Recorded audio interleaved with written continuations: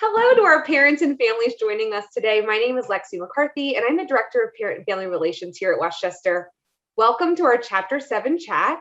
This chat is part of our Summer Family Common Read series where we're discussing specific portions of Marjorie Savage's You're on Your Own, but I'm Here If You Need Me.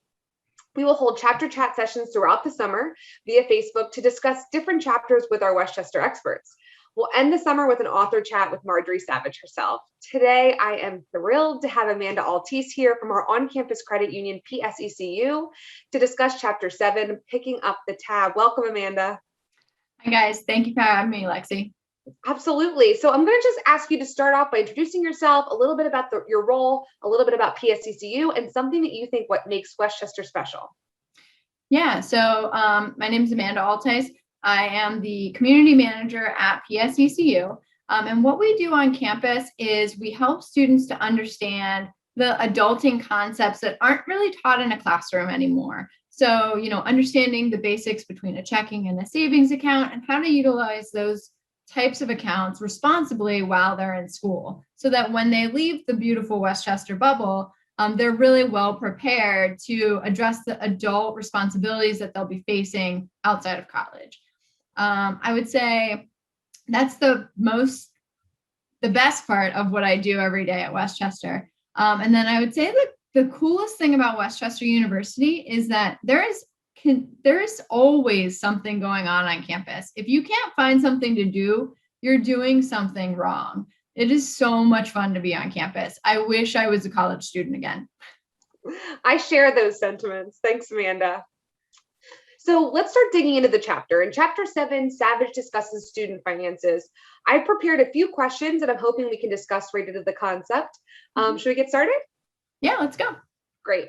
So what conversation should families have with their students about money and budgeting?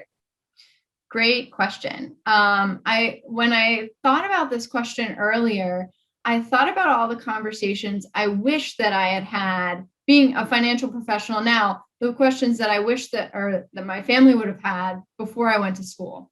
So the first one, I think the most important one for students and for families to understand is exactly how much tuition, room and board, meal plans, books, all of that stuff. What is that actual investment? And treat it like an investment, because this is an investment in not just your personal future, but for the families, your students' future. So everybody that's involved in this decision needs to understand those numbers. Another big question or conversation I think families should be having is who's responsible for paying the bill, or who's going to be responsible for paying that bill ultimately. And having a clear understanding from the get-go who is paying that bill is going to really help guide discussions in the future. Additionally, I came up with 4 different questions. Another one is, what will families help students pay for throughout their college career, and what will students actually be responsible for paying for on their own throughout their college career?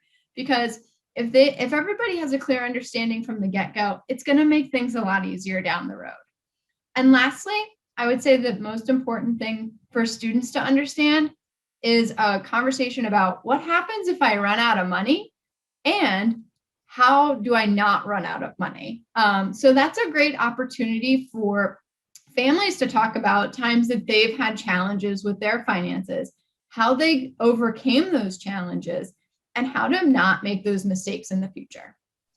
That's such great advice. I know that we've all found our place ourselves in some of those situations. So I think sharing that wisdom is great advice. The next question relates to something that Savage talks about in the chapter, which is credit. And she warns about students taking on credit loans, taking on credit cards. So I'm interested in what students and families should know about credit cards. So I think that I differ a little bit from the author in this point of view. I think that credit cards are not either good or bad, but they're simply a tool that can be used to help students build credit while they're in school, as long as they're doing it responsibly. I would say that for families that are interested in this type of a product for their student, they really need to do their research. So do your research, find a credit card that has a low interest rate, doesn't charge any fees for that service, and hopefully has a low credit limit to begin with, because students are really young, and having a large line of credit at a young age might be too much for a student. Maybe something that has a small limit like $500, they can kind of manage that a little bit better. They can't get into too much trouble. So I'd say if you're going to go that route with your student, make sure you're doing it responsibly. And for students, I would like to remind them that credit cards are a debt that you are responsible for paying, even though it's super easy to just swipe your card. I personally had that happen to me when I graduated from college. It was way too easy for me to swipe my card. But you just need to be responsible. And the biggest tip there, I would say, is don't purchase anything on your credit card that you wouldn't otherwise be able to afford. Great advice. Thanks, Amanda. So how would you recommend that students keep track of their financial records? And what should students be looking at in terms of their financial records? Great question. That second one is the most important question. And one that I wish that I would have been much better about when I was in college. I would say that the best way for you, so what I did when I was in school is I kept an old school file box with a lock on it. So that's really not the way we do things anymore. But I would say that creating a password protected file on your computer or external hard drive would probably be the biggest first step for that. Some of the financial records that you're going to be responsible for and you need to understand are your tuition bill, your room and board, your meal plan, your books. You need to understand all of those expenses that go into college. For several reasons. One, it's good to understand that number, but two, every year when you're doing your taxes or your family is doing their taxes, some of those expenses are actually deductible and can save your family a lot of money. So if you keep track of all that stuff, it makes it a lot easier down the road. Additionally, if you have an on-campus or off-campus job, you need to keep track of your W-2s and how much money you're getting paid. If you're a server, you're going to have to declare certain things and how much money you made from tips and stuff like that. So make sure you're keeping all those records in that file. Now, when you do that, don't save them as like file 1, 2, 3, 4, 5. Save them as W-2 2020 J Smith, and do that every single year so that you see a consistent file format and it's easy to understand. So when you go back and you look at your records, you see everything that you need right there and you don't have to worry or wonder. It's just there. That's really helpful and really super advice.